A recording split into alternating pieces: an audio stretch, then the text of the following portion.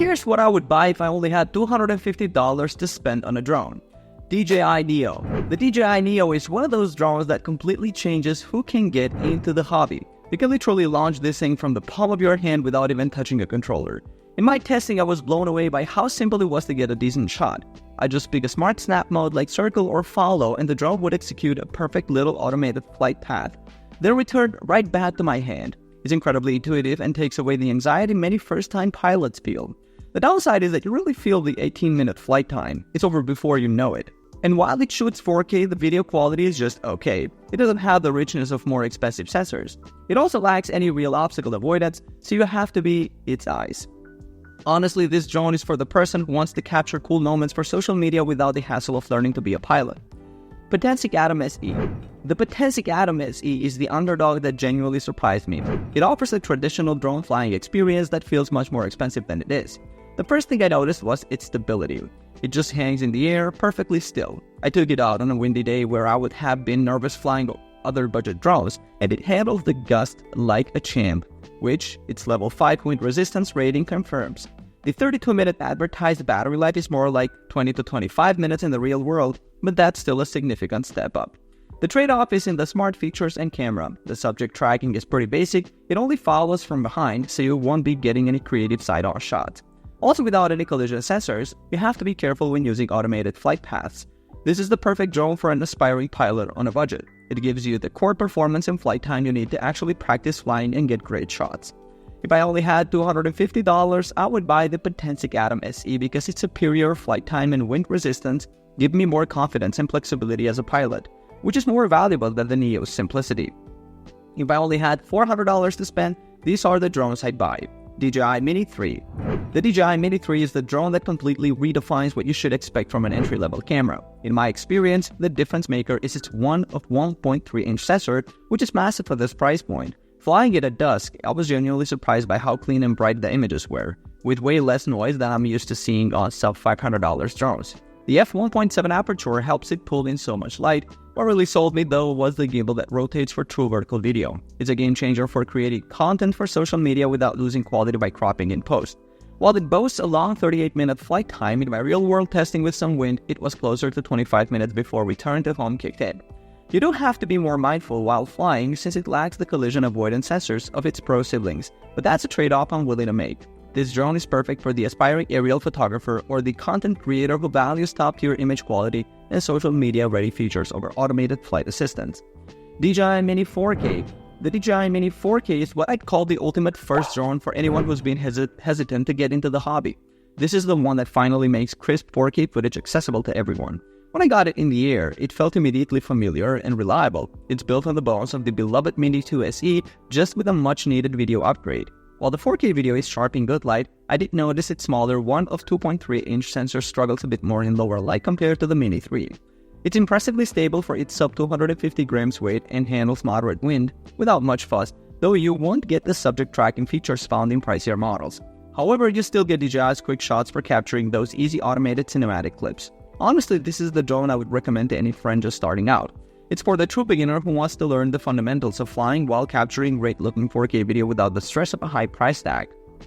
If it were my money, I'd choose the DJI Mini 3. Its superior camera fit sensor and true vertical shooting capability are worth the extra cost for anyone serious about image quality. With just $600 to spend, here's what drones I'd pick.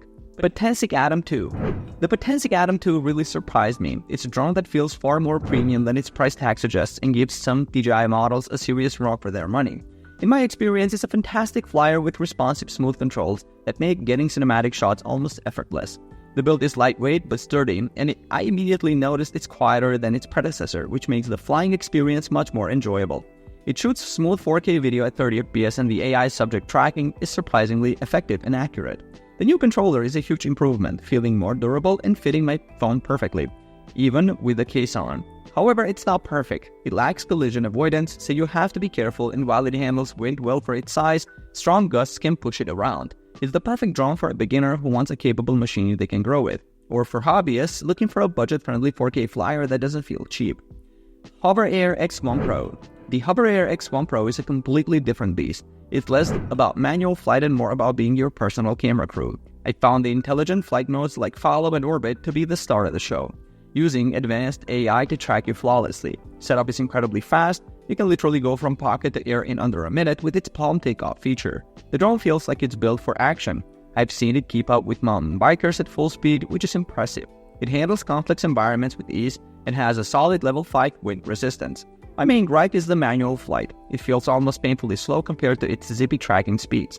While it captures great 4K video, it's really designed for creators who need quick, dynamic, hands-free shots of themselves without fiddling with the controller. This is the drone for the solo adventurer or vlogger who wants to capture the moment without the learning curve of a traditional drone.